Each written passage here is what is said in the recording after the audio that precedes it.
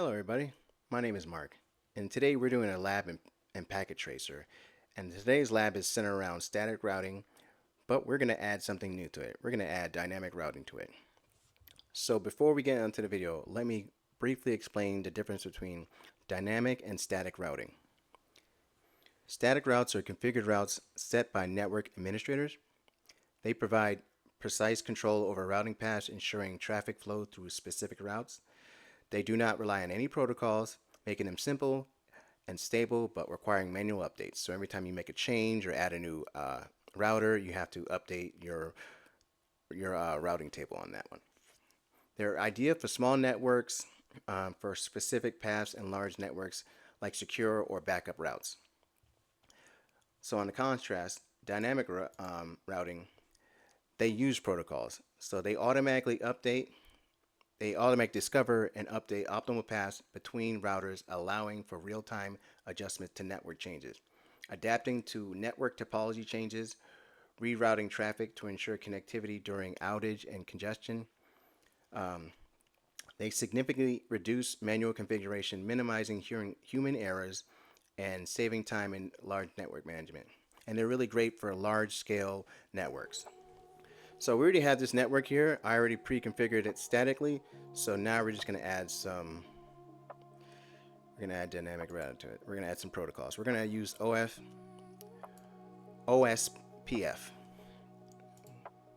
So we're going to start on this router 0. And we're going to enable, config,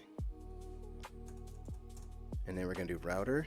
These are the commands, router OSPF 1, and then we're going to add a router ID. And we're going to call this one 0.0.0.1. Did I misconfigure that? Oh, I forgot to put the word router in front of it. Router. There we go. So now that we have the router ID, we're going to set the network.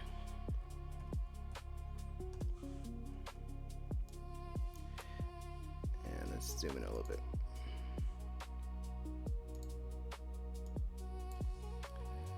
Alright, so we're going to we have 3 networks to set up on this router. So we're going to do 10.0.0.0, and then we're going to put the wildcard mask, and then we're going to enter the area 0. Now the wildcard mask is just pretty much the inverted of a subnet mask. Alright, so that's that one. Let's just up.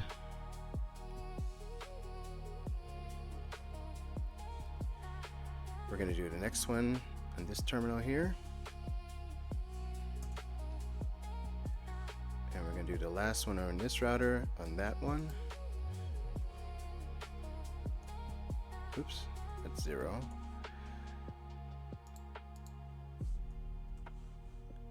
I hate when it does that.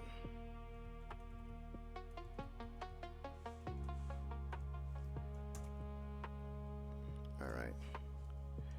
And we're going to move over to this router. Let's zoom in a little bit more.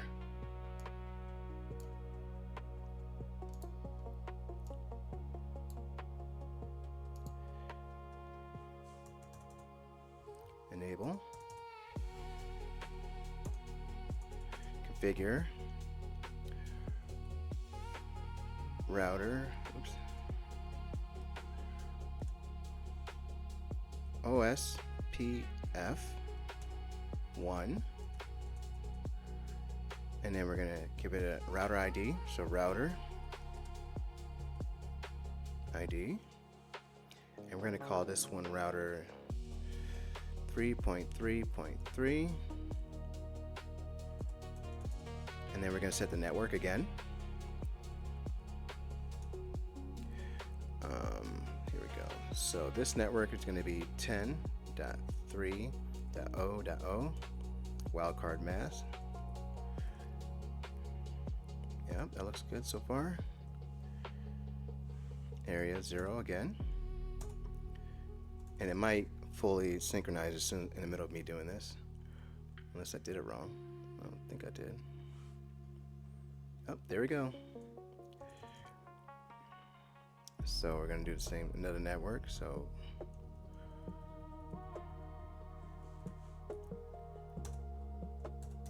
all right, that one seems set. All right, and now we're going to router 2.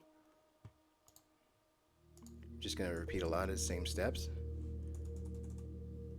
Config, and then we're gonna do router.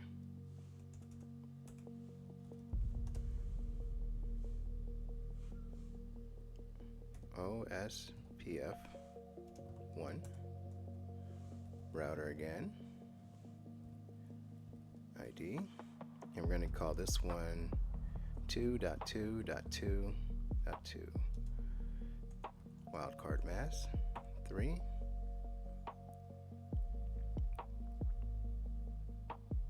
Oh wait, I'm getting ahead of myself. This is the router ID. And then we'll enter in the network. So that's 2.2.2. Got a little too excited. All right, so, and then we're gonna set the network. So the network's gonna be 10.2.0.0.0.0.3 area 0. And then we're gonna, oh yeah.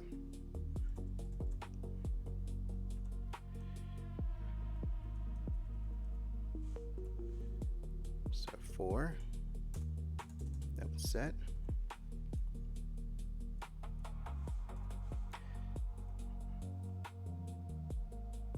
Yeah.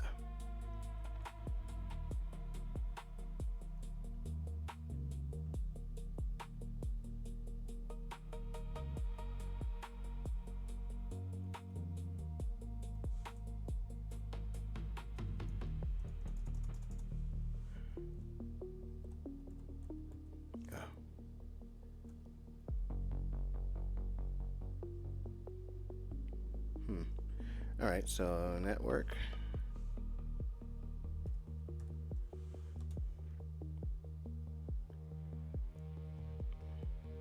Ten. Dot 1. Dot 0. 0.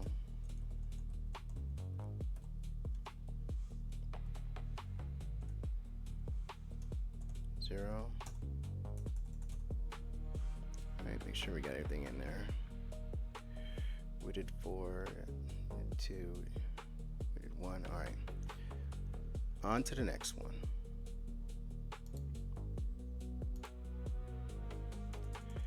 Enable.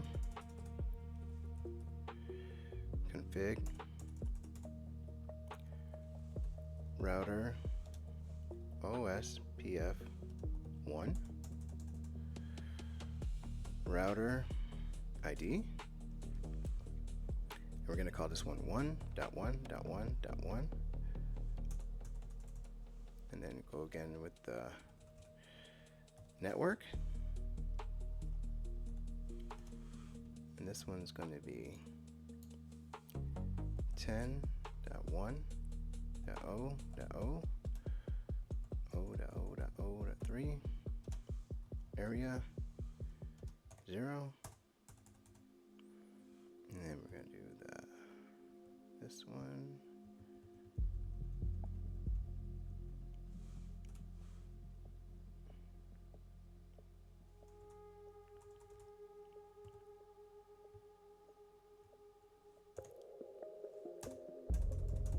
All right, that should be it. It should be have OSPF on all routers. Yep, so fully loaded. We can even check by, let's get out of here, end. Let's do show IP OSPF neighbor. So it shows our neighbor. So it shows router 0, router 2. Oops.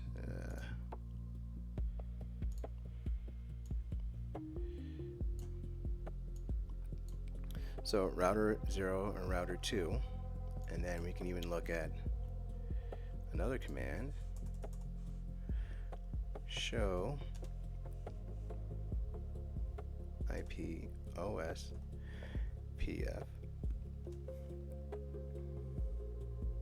database. It shows everything. But that's not it. There's more. So because the dynamic routing protocol added to the static routes, so we can initially, oops, why did I do that? We can go into this router, exit, and we can turn down some interfaces and still see if it'll ping from one side from here to there if we shut down these two serial ports. So let's go in here and configure already. So then let's go to interface SE 0/1/1, and then we'll shut that down. So shut down. It's already communicating, letting you know that this interface is down. And let's shut down the other one.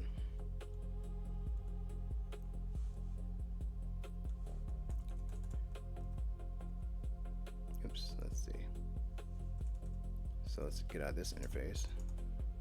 It's gonna be SE 0/1/0. Oh, gotta do interface. A little ahead of myself. There we go. Now that we're in there, we can shut that down. Shut. Now the interface is down. So then we can go to PC1. PC1, and this one I believe is, yeah, that one.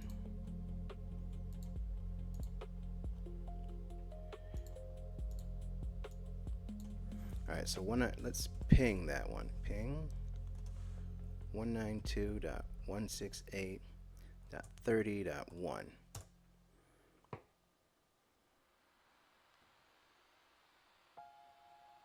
Timed out. Oh, there we go. And it still works.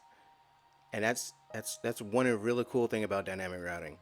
So that's why I put this bridge across here. And honestly, I can put another bridge going from this one to that one, just showing that it'll still connect and find another way in case one of these ports go down. But I think that's pretty cool. I really like dynamic routing. I'm so eager to just do more of it. But yeah, that's pretty much it for this demonstration. You guys have a good one, and I appreciate you watching. Peace.